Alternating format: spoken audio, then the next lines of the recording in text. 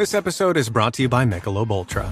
Michelob Ultra is perfect for more than just the summer heat this year, because not only is it refreshing and crisp with only 95 calories, but Ultra is also the official beer sponsor of Team USA at the Olympic Games Paris 2024. Celebrate every point, race, and moment with Team USA and Michelob Ultra for the Olympic Games Paris 2024. Stock up on Michelob Ultra and cheer on Team USA. Enjoy responsibly. Copyright 2024 Anheuser-Busch Michelob Ultra Light Beer, St. Louis, Missouri. You slept through your alarm, missed the train, and your breakfast sandwich, cold. Sounds like you could use some luck. I'm Victoria Cash, and Lucky Land is where people go every day to get lucky. At Lucky Land, you can play over 100 casino-style games for free for your chance to redeem some serious prizes. Go to LuckyLandSlots.com and get lucky today. No purchase necessary. VGW Group. Void where prohibited by law. 18 plus. Terms and conditions apply.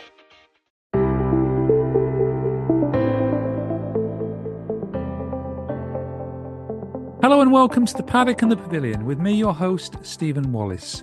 Today we're joined by Roland Butcher, the former England international, to review England's 3-0 Test Series victory against the West Indies.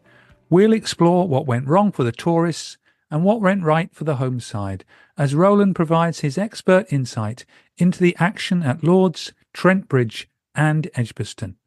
Stay tuned as Roland reflects on the England Test match scene and much more.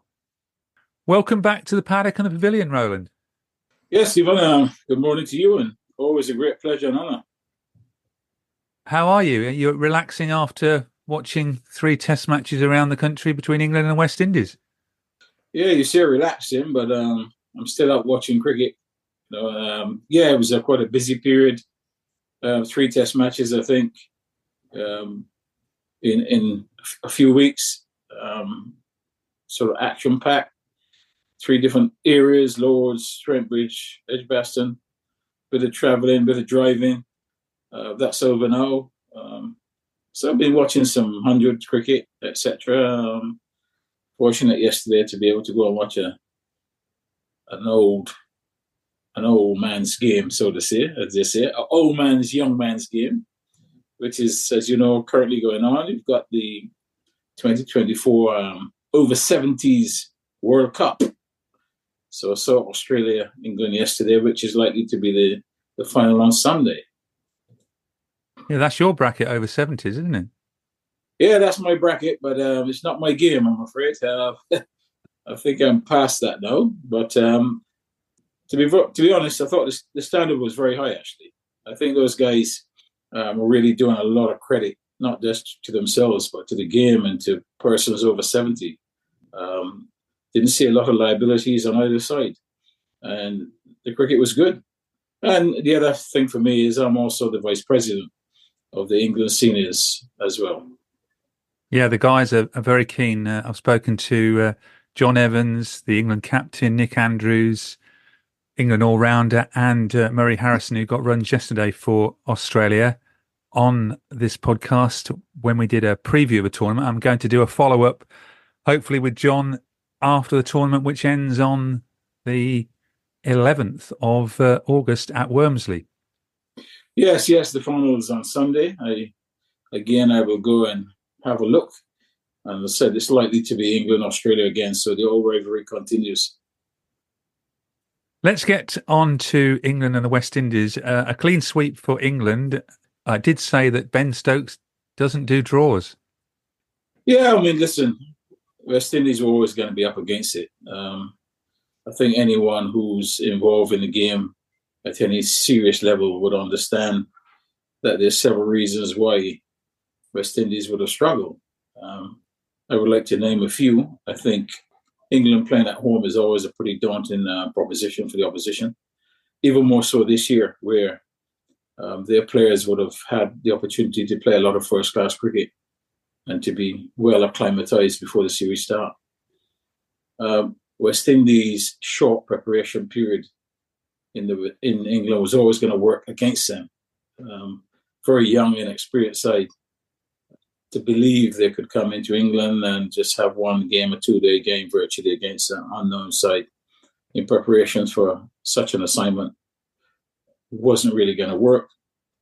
And when that happens, really, the team starts to play better as the series progresses. But because it's a short series, they're playing their best cricket almost at the end of the series when it's finished. So very, very difficult series. And I think the result was perhaps what everybody thought would happen. I must get someone's name mentioned here who sent me a question, which goes along with what you just said. Pamela Jabber sent me a question to say, were West Indies set up to fail with just one warm-up match against a relatively inexperienced side? You can't say they were set up to fail, because the reality about international schedules these days are very simple. They're very short. There is a packed calendar of international cricket, which means that no team really gets a long period to acclimatise. South Africa are playing West Indies in West Indies starting very shortly. And West Indies have gone straight from the last test match against England straight back to West Indies to play without even playing a game. So, that is part and parcel of the schedule. So you can't say that West Indies now are being set up to fail against South Africa because they've arrived back to play a few days before the test match. Just, it's international schedules. It's unfortunate, but I think that's what's happening right now. But from a spectator's point of view, you want to see a series which is competitive from the beginning, not as teams sort of join the fray sort of thing. Most definitely. I think the schedules, the international schedules now really is very bad for the so-called smaller, weaker teams, of which West Indies would come into that bracket at the moment. They are outgunned as it is already by virtue of finances and resources. And then if you add the scheduling situation, it makes it even more difficult for those teams to perform at maximum level. Yes, those teams, because they are by virtue a weaker side, they will need much more preparation time if they're going to be competitive. And from a spectator's point of view, you don't want to go to see one-sided games all the time. You want to see real competition. You always want your team to win, whichever side you're on. But at the end of the day, you want to see good cricket. It wouldn't be so bad if the warm-up match was against a quality side. Well, it wouldn't be so bad. But again, I think one game wouldn't make a big difference. The cricket probably would have been a bit tougher, but it's still one game. What can you glean after one game in terms of where you're at with how you're going to play in a test match, which is totally different to a warm-up game, where the pressure is on, the pressure of the occasion. It's a test match, first test match at Lord's. Most of the West Indian players never even been to Lord's. They've only read about Lord's, heard about Lord's, probably would have dreamed about playing at Lord's. But, having arrived at Lord's and to see, 30,000 people walk through the long room, it's a daunting prospect. So I think one game would have been against the top opposition, would have been better. But how much better, I really don't know. You did say in episode 276 that you can't get bowled out for 150 and win a test match, and that's what happened at Lord's. Yeah, that's always the case. Once West Indies lost the toss on that first day, which was fairly overcast, that was always on the cards. And, if you don't put runs on the board in the first innings of a test match, you're going to be under severe pressure, particularly if your team is not of the same standard as the opposition. West Indies could not afford really to be bowled up that cheaply in the first innings. Once that happened, really, it set the tone for the rest of the series.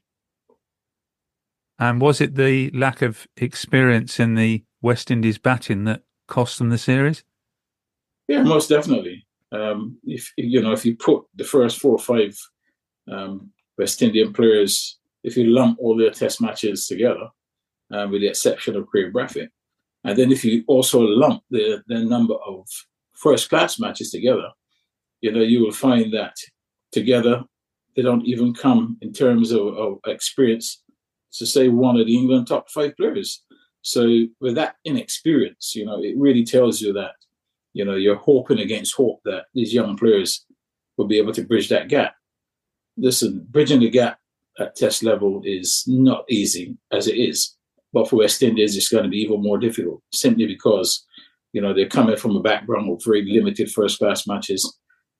If they played all the first-class games last year, they probably would have played around six first-class matches. Don't prepare you for Australia, doesn't prepare you for England, doesn't prepare you for South Africa. So that's where they're at the moment. But there were some positives in the batting with Athanaze, Karam Hodge and Mikael Louis getting some starts.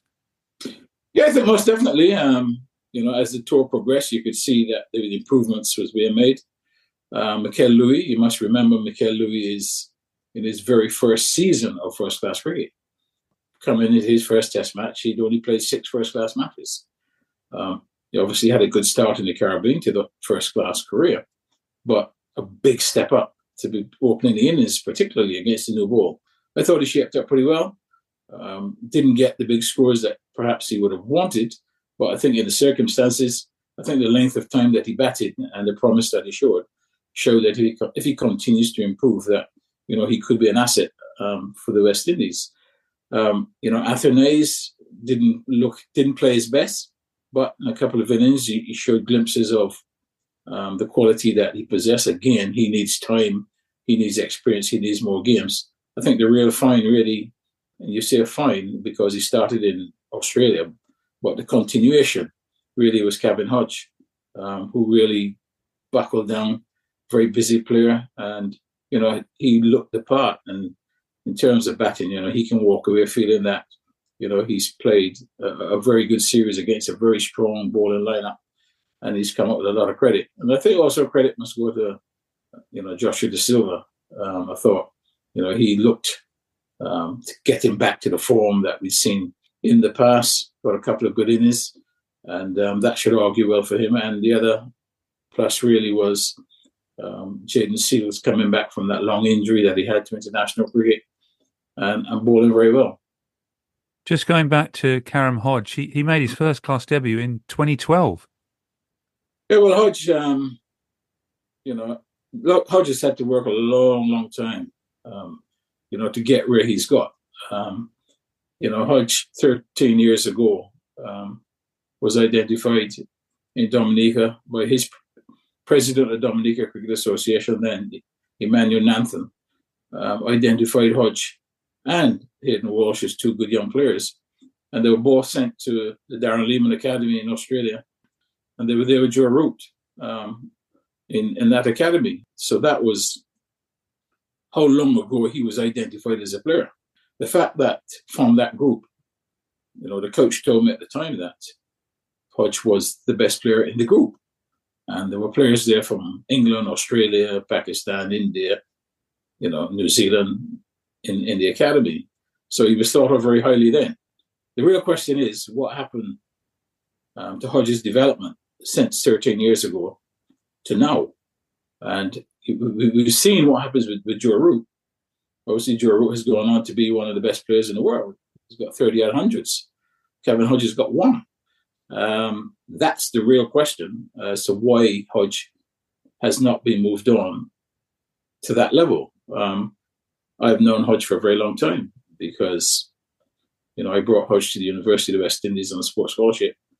And while he was there, he was a prolific player in club cricket, perhaps the most prolific player in his 5 years or so in Barbados, all-round cricket with bat and ball in all formats. So, it was there because he's an unfashionable light player. He probably was not given the opportunity to be elevated to the higher level. But we picked him last year while I was a selector with Desmond Haynes, and we picked him for the 18 tours, which he did very well. And went on that Australian tour, which was deemed to be a real baptism of fire for the team. But he did really well down there. Showed obviously glimpses that he was cut out for this level of cricket. And I was so happy to see what he achieved here in England, particularly with that 100 at Trent Bridge, with his mate Joe Root, who also got 100 in that test match. And he's got Joe to thank as well because Joe dropped him when he was 10. He looked very good on the back foot at Trent Bridge. Well, he was a good back foot player because he cuts and, he pulls. He's not afraid to take on the short ball.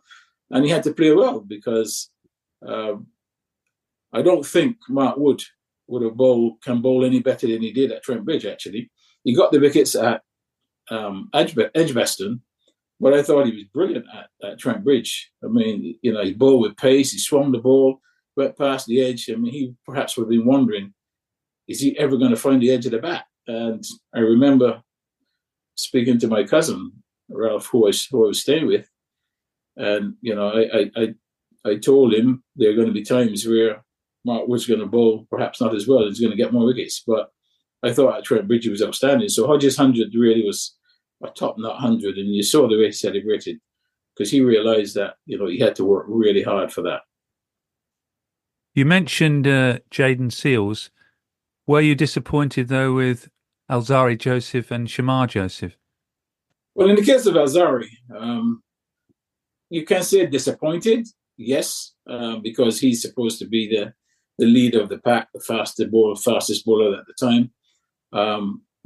Really didn't really bowl particularly well in the series. If anyone said he bowled well, then really something is very wrong. I think if you look at his figures, you will find that in the 4 innings that he's bowled, he went for over 103 and 98 in another. So that doesn't say that he spearheaded the attack very well. So he really struggled. He struggled with his length. I thought his run-up was, all over the place. His feet were not landing in the same place every ball as he was running up. Lacked rhythm, and it leaked a lot of runs. So he was really not an asset on this tour to the team. Shamar Joseph, I'm just wondering whether Shamar Joseph was carrying some sort of injury, because he did not look the Shamar Joseph that I know. And he settled into a role of more containment. So he didn't bowl at his top pace. And I noticed from the first test match that he just looked short. He improved a bit as the series went on, but I still didn't feel that he was the Shamar Joseph that I thought, and I know he can be.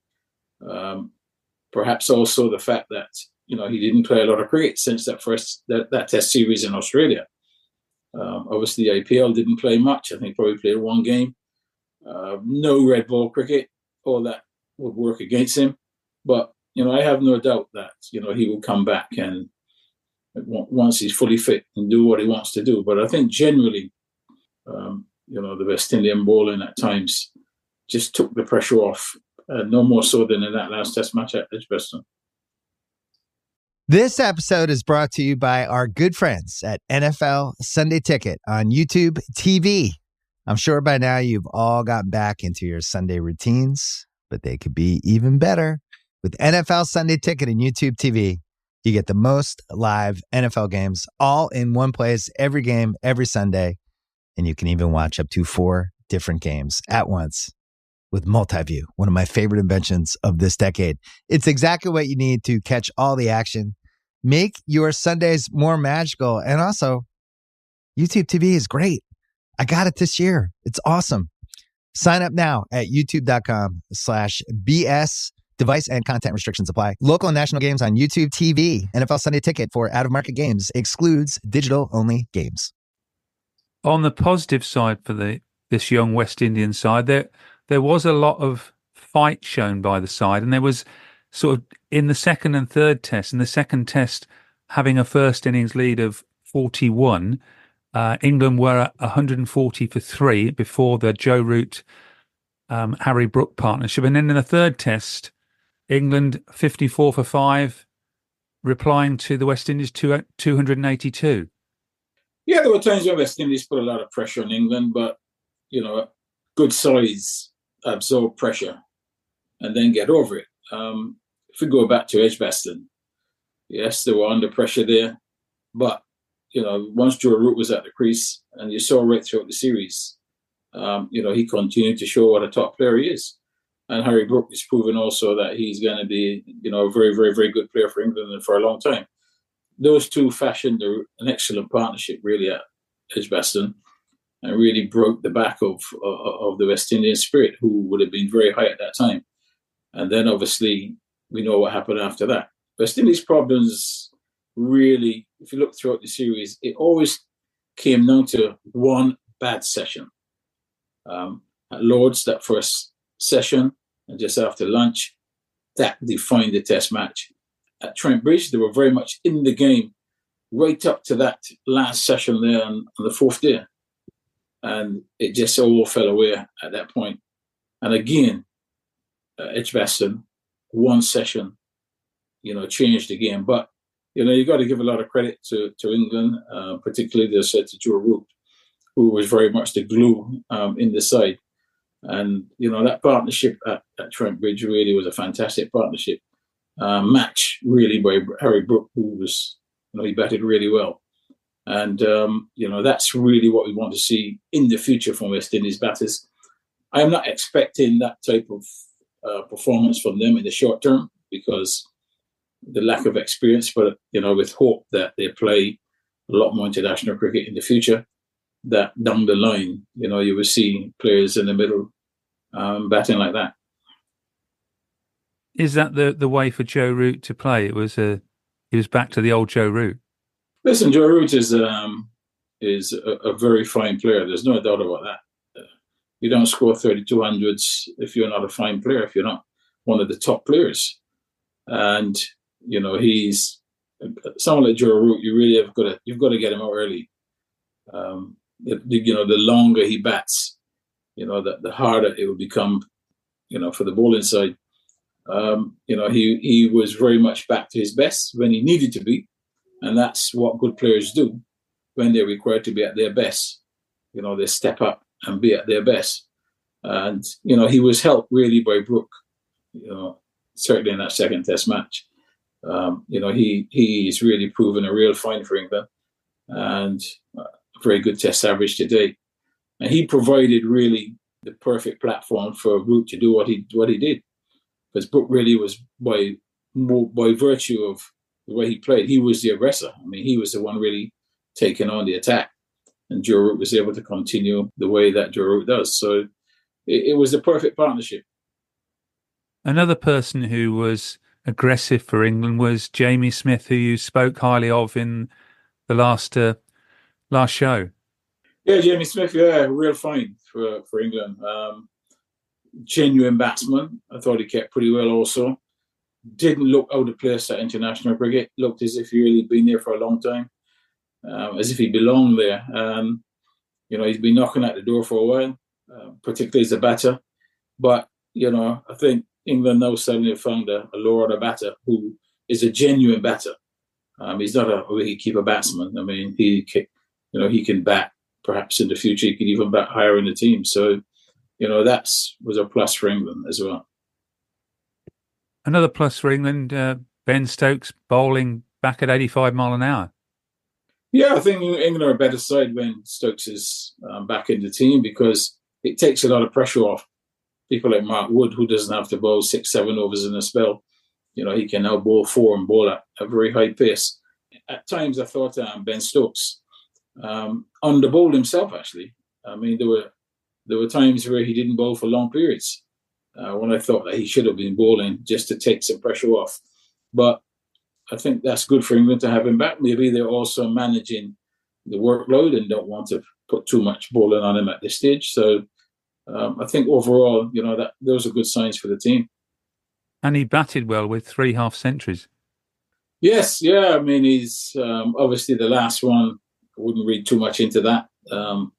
Obviously, he came in when Crawley was injured and obviously was very aggressive, wanted to get the game over, quickly and entertain the crowd and got another half century. So, he didn't go on any time, Ben Stokes, which he usually does in a series at least once to get a significant score. But he didn't have to, I guess, because, some of the other batters did the job for him. But, yeah, I think his bowling really is a plus for the team now. Were you impressed by the young off-spinner Shoaib Bashir? Well, again, Bashir, he bowled reasonably well. I wouldn't, you can't say that he bowled outstandingly because there weren't pitches really for the spinners to be that good. What I would say is that we got 5 wickets. He did bowl well then. And in many ways, West Indies contributed to their downfall. Ball didn't turn much, but all credit to him, in a very short Test career, he's got 3 to 5 wicket hauls. So, you've got to give him a lot of credit, particularly when he's not playing a lot of county cricket as well. So, yeah, I think, he's done a good job. There are going to be times where he's going to be called upon really to do a lot more of the bowling. But I think what he did in this series, he did enough. And had a very good start to his international career, because he's still really at the beginning of his international career. Yes, what do you think to the fact that he had to go on loan at Worcestershire to get some county cricket? I don't have a problem with that. I think it is better. If you're not playing in your side, it is better to go and play for someone else at the same level than to be playing in the second level. I would like to see something like that introduced in the Caribbean. I've spoken about it on many occasions. Nobody's taken any notice, but why should a good player in a franchise be sitting on the bench when he can play elsewhere? So I'm all in favour of those short-term transfers, even if it's only for a couple of games, to ensure that player is not sitting down losing form, but is learning and improving all the time. I've got a couple of questions for you now. The first one is from a David Fountain. What do West Indies need to do to improve their competitiveness for the whole game? Well, listen, we've said this, we've spoken about this on many occasions. For West Indies to be competitive, West Indies need more experience. They need more cricket. The players must play more cricket. The more cricket you play, the more experience you get. And the more you find yourself in situations that you have to deal with. West Indies right now are finding themselves in situations that quite often they haven't been in, and difficult to know the way out. That comes with experience. Experience comes from playing and playing regularly. That's all they need. The talent is there. Talent alone will not make you win matches at international cricket. That's only the starting point. Experience is what does that. And right now, what West Indies need is to get more games for their players at all levels, at the Test level, at the first class level, particularly. They need to, that's really where you learn how to play at the first class level, and then you step up. We've got players stepping up to international level like Mikel Louis with 6 first class matches. That's really what West Indies have got to get right. So you think and agree with a comment I had from Bill Hearn, someone the co-author of Football's Black Pioneers, that the talent is there? Yeah, you've seen it, and outside of this group, there's some other talented players as well. But that's not going to take you very far. That's only, the glimpse. The talent will get you through the door. But what you need after that, is real experience to push on. And that's what all of these players lacked, is experience. They just cannot get enough cricket. And that's the first thing that has to be dealt with. And with more cricket, a question then from Russell Jameson. Will the West Indies ever recover their great Test match status, or is their future white ball?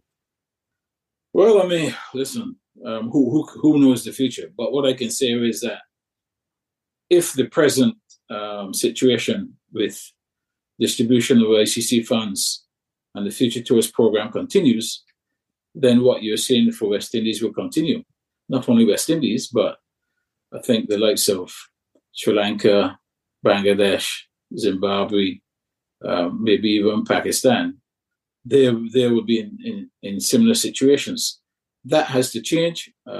If it doesn't change, West Indies will not be a part in Test cricket, will not be a part in white ball cricket, because there are more threats in white ball cricket to a good West Indies team than there is to a good Test team, because right now, with all of these T20s being played around the world, that's the focus of a lot of players. So that's always going to be a threat to West Indies cricket. It's a threat to all the other teams now. It's been a threat for the West Indies for 10 years, but most of the other teams now are finding that, it's a threat. New Zealand are starting to see, we're starting to see that New Zealand are not as compact and as strong as they used to be, because suddenly, a lot of their players are going away to play franchise T20 cricket. So a lot of things have got to change. If the model doesn't change, really West Indies cricket is in a problem. And if the model doesn't change, it's not fair on spectators who are going to test matches wanting to see competitive international cricket over 4 or 5 days rather than 2.5, 3 days. Well, that's true. But what will happen is that you won't see these teams playing against India, against England, against Australia. The likes of West Indies may have to play Sri Lanka, Bangladesh, Pakistan, maybe South Africa, Zimbabwe. That's what will happen. So, because who's going to back a test match that's going to last 2.5 days, and it's going to last 2.5 days in the future? That's not good for broadcasters. It's not good for Australia board. It's not good for England board. It's not good for India board. So what will they do? They just simply won't play. So they will play amongst themselves. India will play Australia, 5 test series in Australia. They'll play a 5 test series in India. England will do the same. And, that's what you'll have. That's not good for cricket. I would like to see certainly more investment put into the other nations to build them up so that you've got a much stronger test championship so that these games are competitive. And the spectator then really would benefit by virtue of being able to see a lot more international teams being competitive against their own team. That can only be good for cricket. As a cricket fan, I want to see all nations play England, not just India and Australia every other year. Yeah, absolutely. I mean, I love watching India. I love watching Australia. I love watching England. But I don't want to see those 3 teams playing each other. 5 tests in the summer, then 5 in the winter. I want to see, how a Pakistan plays against Australia in Australia. I want to see that. As it stands right now, those games will not be fair contests because there's a gulf, between the sides. And there's a simple reason why there's a gulf between the sides. But they need to really ensure that gulf is not so big. Let's talk about your time at the 3 test matches. You were quite busy. You were ringing the bell at Trent Bridge. Yeah, that was a great honour and a pleasure, really, to be asked to ring the bell at Trent Bridge. It was on the 4th day. It turned out to be the final day of the test match. But, yeah, I really enjoyed it. The atmosphere was electric there, particularly when Mark Wood was bowling. But, yeah, great honour and pleasure. Did you get much advance warning of ringing the bell?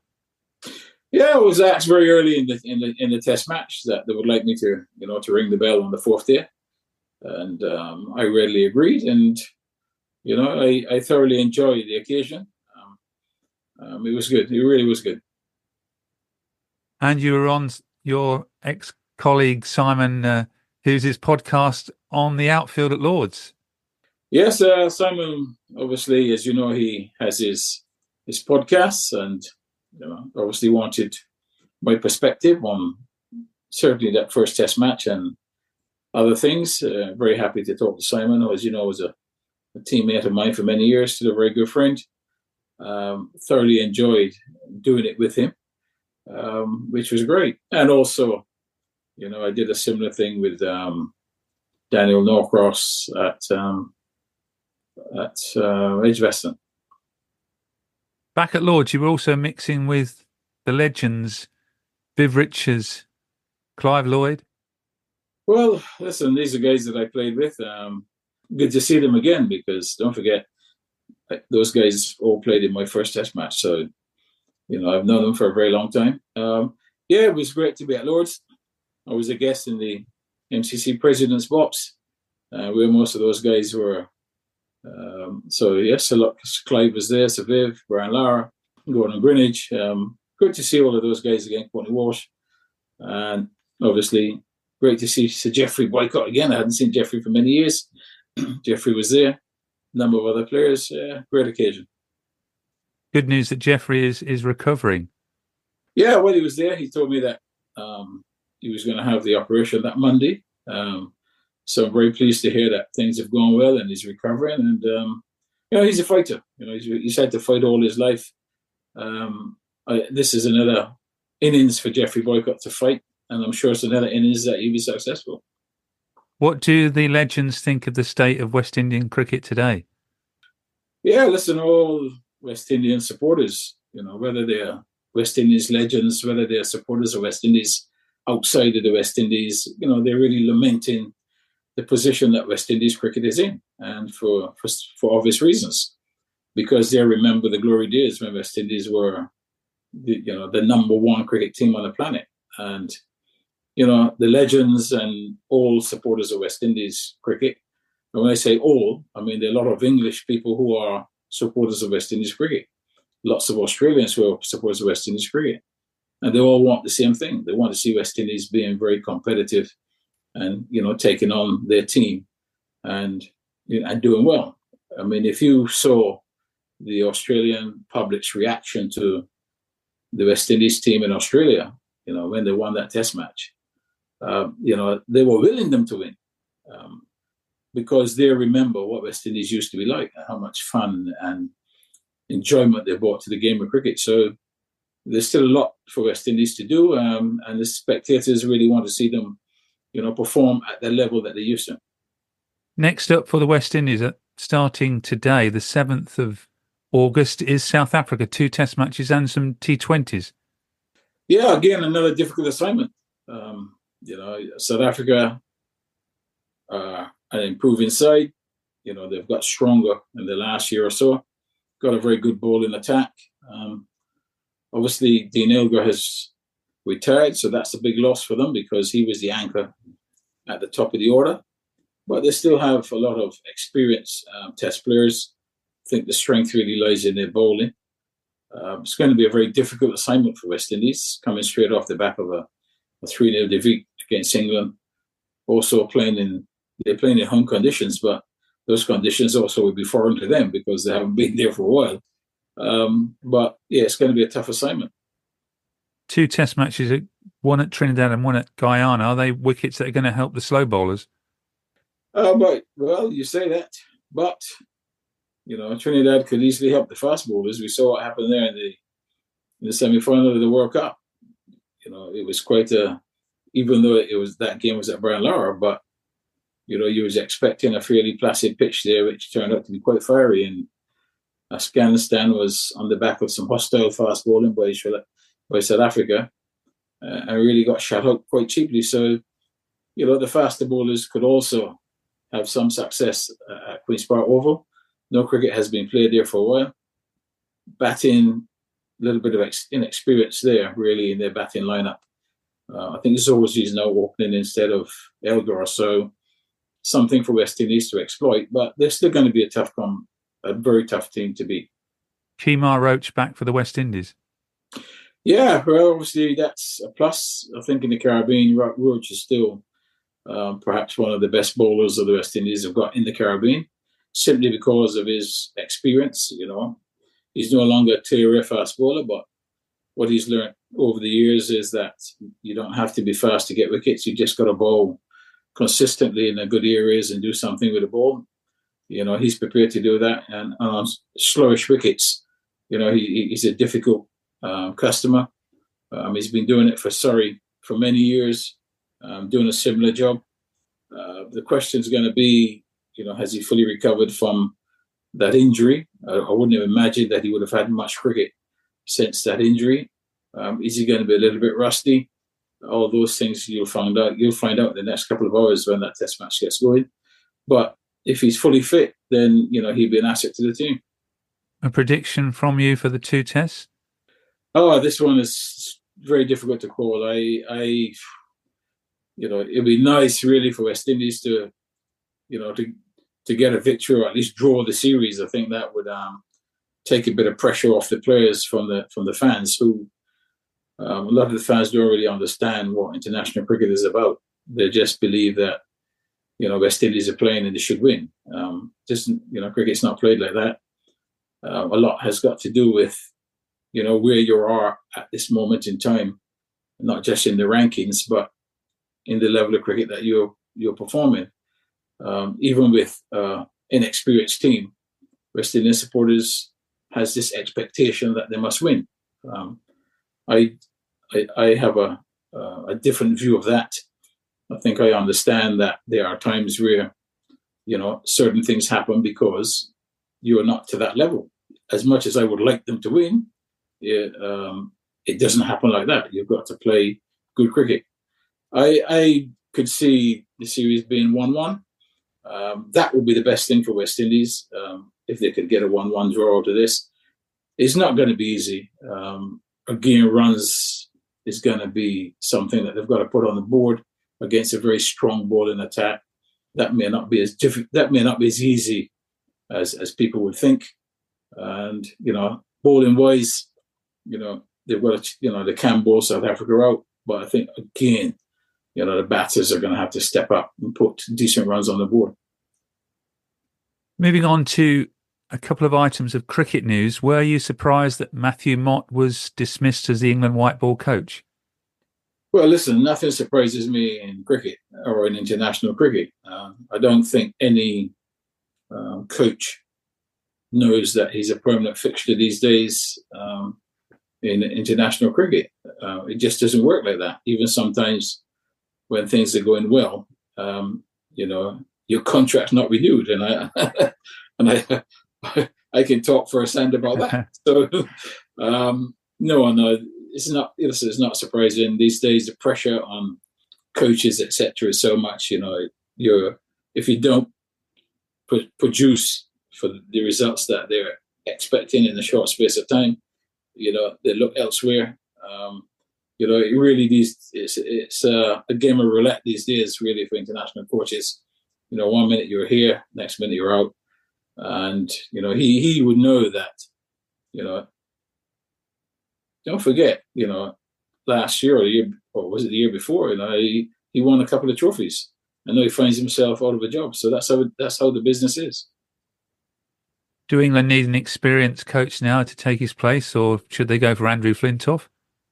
Listen, you need somebody who's going to make the players perform better than they have been performing.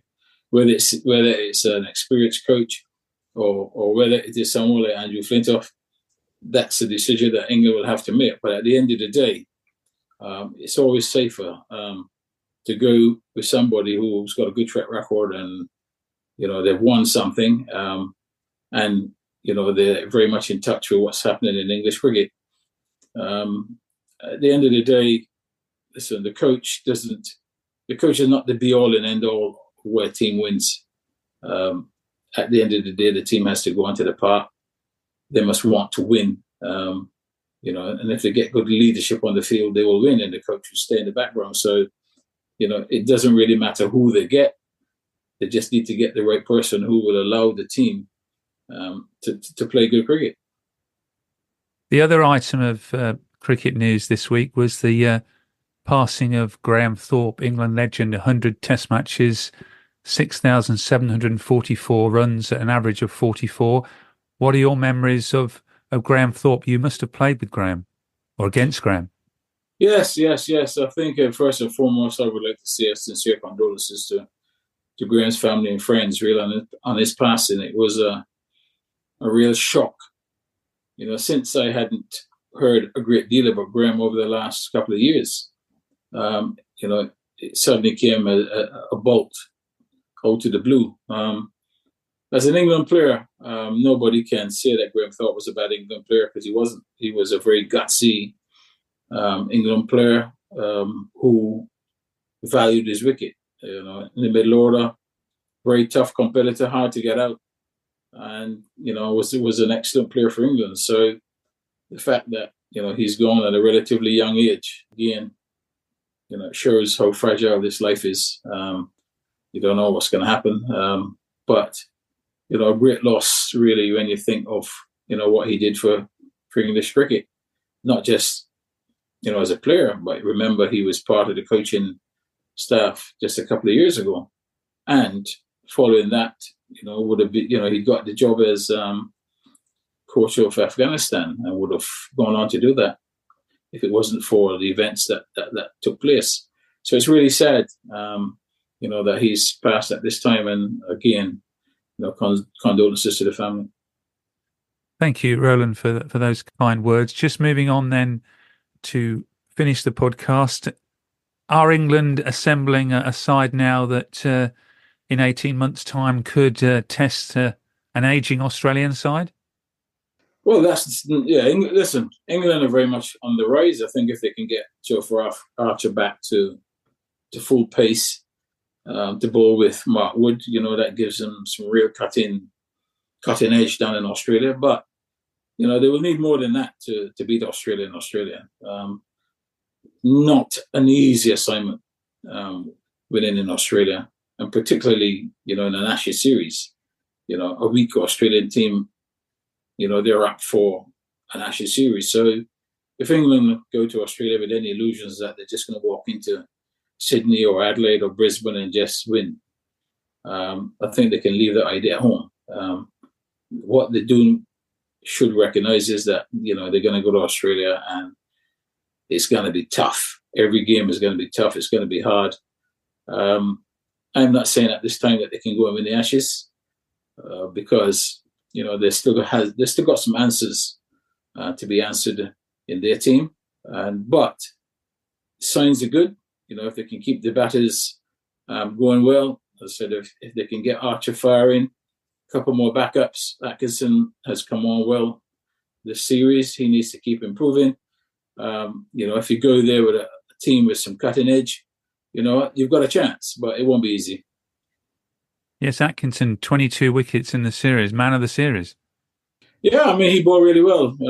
He got the reward at Lord's, which really started his international career. Thought he bowled well. A little bit quicker than people expect, and I think he surprises the batters, with that little bit of extra pace. I think he's got a pretty good heart as well. I thought at times he had to really dig in and bowl well. Would enjoy bowling in Australia. So, I think England could go there with a good pace attack. Stokes is obviously still playing and fit and able to bowl as well. That helps the team. But, yeah, still some time to go.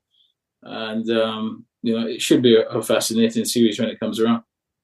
Yes, lots more cricket to go before then, starting later this month with England's 3-test series against Sri Lanka.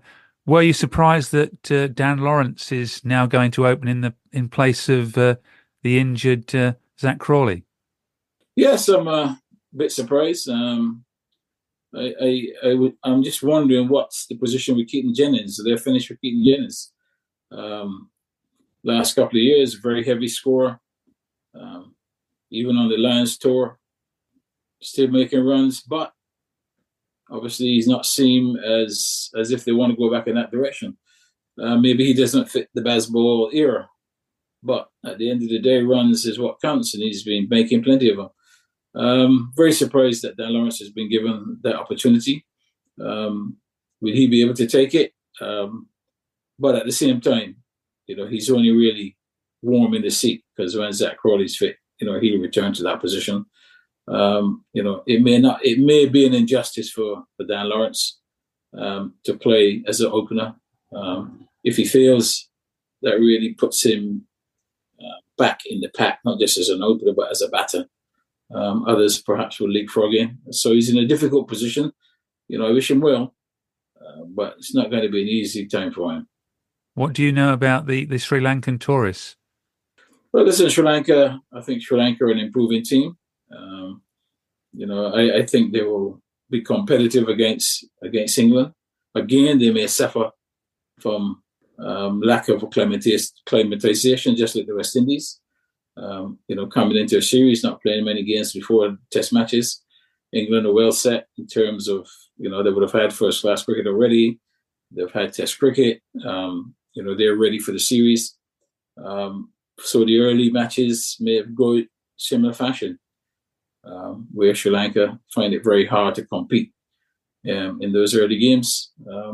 But again, once the series gets towards the end, they'll probably perhaps be playing a lot better, which should be a much truer reflection of the quality that they've got in the team. But again, they're in a learning position. They're similar to West Indies, under-resourced. And again, they're somebody who needs help as well. Yes, like the West Indies, they've got one tour match against the England Lions. So a prediction for the series? Well, I would expect England to win the series. Is it 2-test series? Three tests. Yeah, I mean, I would expect England would win a minimum of 2. I think Sri Lanka would find it very, very hard to win a test match. I mean, they could win one if the spinners bowl well, but the way the pitches are at the moment, the amount of runs being scored, it could be a high-scoring series. So, but I would expect England to win the series. One more prediction for you. I know this is a cricket podcast, but also you're much better at football predictions. So who's going to win the Premier League this season? The Premier League? Well, listen, Man City's going to be there again. I mean, you cannot dispute what they have built at Main Road, even though it pains me to have to say that. Being an old Man United supporter, I like many others, accept that they are the number one team in Manchester. Liverpool, can Liverpool step up after the Klopp era? That's going to be difficult. Arsenal, can Arsenal maintain the form that they did the last 2 years and the improvement? I think, they're going to have to beat City. City's going to be the team to beat. I would like to see Arsenal and Man United up there, and I better say Liverpool, otherwise my wife will not be at all happy, being a Scouser herself. So, but I think City is the team to beat. You're covering all bases there, but you have worked at so many different football clubs yourself, haven't you? Yeah, I've worked at a few. I love football. Cricket, football. They're my 2 greatest loves. While I'm in England, I go and watch a lot of football. I go to Arsenal quite often.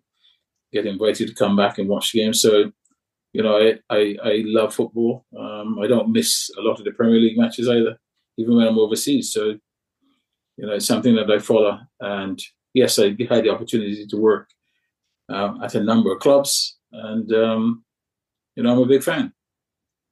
Well, thank you again, Roland, for joining me on the Paddock and the Pavilion. I know you're jetting off to Guernsey shortly to do some ICC cricket. Yes, probably just over a week's time. I'll be going to Guernsey to commentate on the 2026 T20 World Cup qualifiers. That should be fun.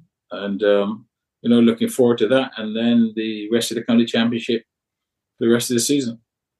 And hopefully you'll be back to chat about the Sri Lankan series sometime in September. Yeah, most definitely. Yeah, I will get to those test matches as well, so I'll be able to give you my opinion of what I saw in those test matches. But again, let's hope that the weather is good and we get some good cricket.